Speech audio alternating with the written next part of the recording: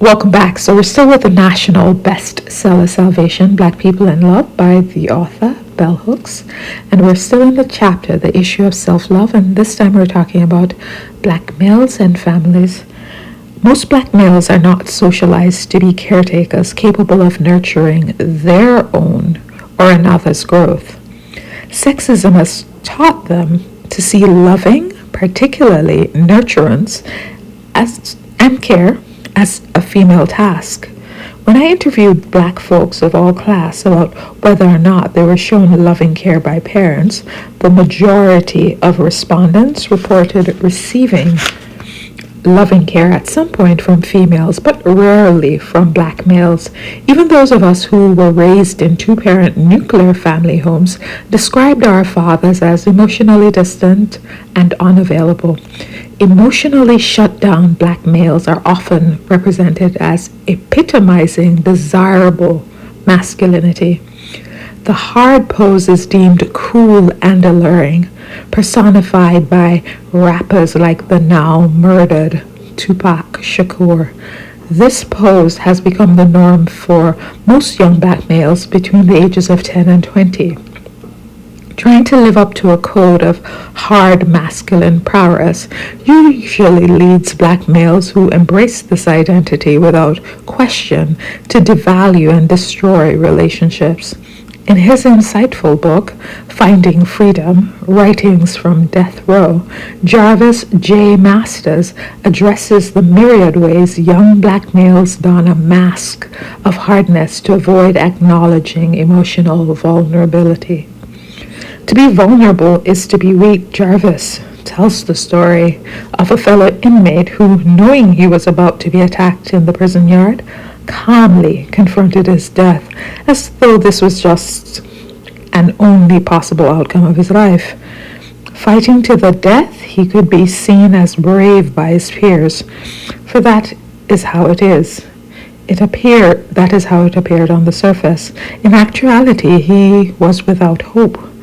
In a letter he gave Jarvis to pass on to his daughter, this inmate shared, quote, "Your dad loves you. When you get this, my troubled life will have probably ended, but certainly not my love. Please know how I've always held on to you, and I have kept you always in my heart. Please forgive me for all my wrongs. I wasn't a real father to you."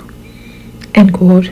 Way too many black males know the experience of not being, quote, real fathers to the children they have sired yet failed to parent. When I ask black males of all ages about the place of love in their lives, they express the desire to receive love, but they do not talk about whether or not they know how to be loving.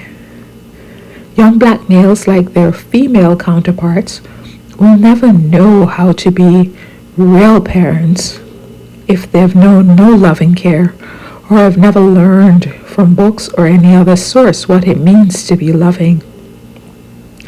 Religious teachings were once the place where most of us learned ways to think deeply about love, but the place of those teachings has been usurped by mass media. In general, the mass media tells us that black people are not loving, that our lives are so fraught with violence and aggression that we have no time to love. The most common image of a black person showing care in the mass media is the portrayal of the self-sacrificial black mother figure. When The Cosby Show first aired, many folks thought it was radical because it showed an upper-class black family. Although these images were new to television, all traditional black neighborhoods have been peopled by well-paid black professionals. One of the most unacknowledged realities in our life is that racial integration is still quite a recent phenomenon. As late as the early 70s, the vast majority of materially privileged black people lived in all black or predominantly black neighborhoods. Racial integration led to black flight from areas that were once peopled by folks from diverse classes. Even though I was raised in a working class home, I was always aware of the lifestyles of the black upper class in our community. It was only when racial integration allowed those individuals to move into more affluent non-black communities that the black poor and working class ceased knowing intimately how their more privileged counterparts lived. In the days of total segregation, materially well-off black folks sent their children, excuse me, some water,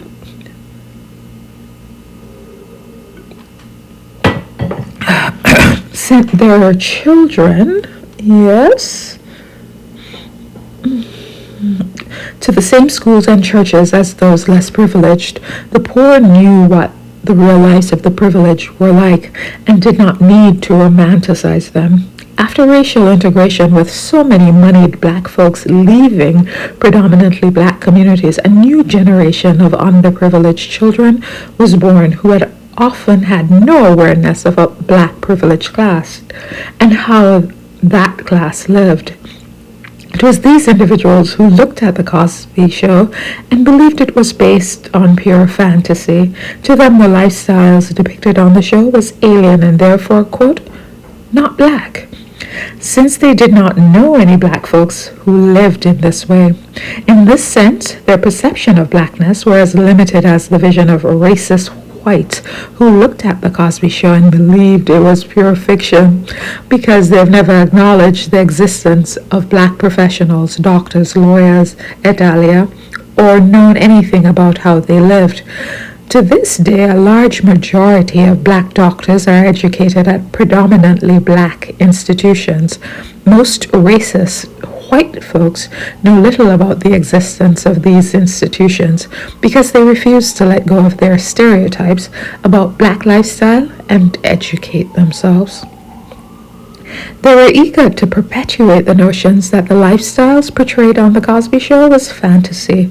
It speaks to growing class divisions in the black life that so many black folks also insisted that black family life as it was represented on The Cosby Show was not realistic.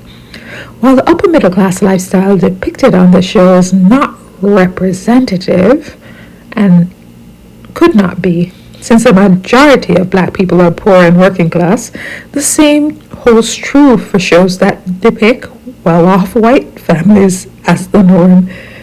In her essay, quote, In Memory of Darnell, end quote, Sylvia Metzler, a white woman, fondly recalls her friendship with a 10-year-old inner-city black boy who expressed surprise when he went to the suburbs and saw no trash and graffiti.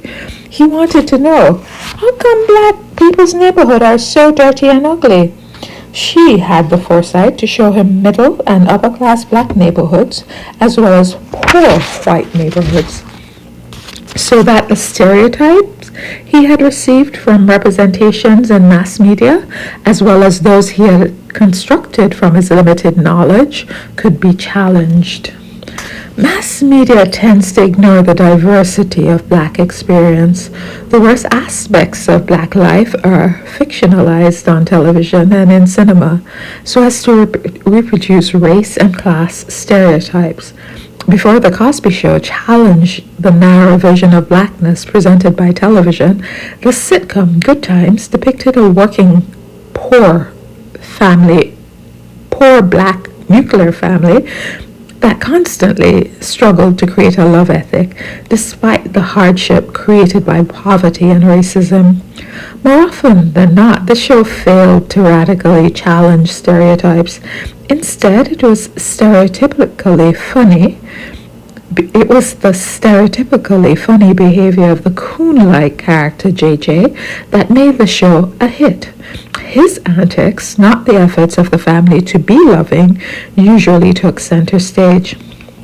The Cosby Show is a refreshing alternative because black family life rooted in a love ethic was the central focus of the sitcom. Black family life rooted in a love ethic. Critics often trash The Cosby Show, but despite its many flaws, it remains one of the few mass media productions that represents and celebrates a loving black family. We see very few mass media images of loving black parents. Tragically, so many black families, like other families in our society, are unloving because continual lack of emotional and material resources makes living environments unnecessarily stressful. Instead of home being a place where love can grow, it becomes a breeding ground for despair, indifference, conflict, violence, and hate. Again, this is not to suggest by any means that materially privileged homes are necessarily loving ones. The point is simply that when people are not struggling to overcome depression caused by material lack and undergoing deprivation, they have the psychic space to focus on loving if they choose. Still, one can choose to be loving no matter what one's economic status. When poor families are portrayed in mass media, they're always and only depicted as dysfunctional. Spaces where love is absent and foolish behavior reigns supreme. So how do I say so? I read so much and I didn't pause to say anything about it because I think she is a brilliant author that says what she's saying so clearly. She walks us through and shows us, what was great about the Cosbys is not that they were wealthy, it's that they were loving. So she's preaching to the choir. So when you're already preaching to me things that I believe, I see no reason to interject. I see her saying how removing this racial mixture of different classes of black people, the impact it had is that people stop believing that there are different kinds of black people. They have this monolithic and negative idea of blackness.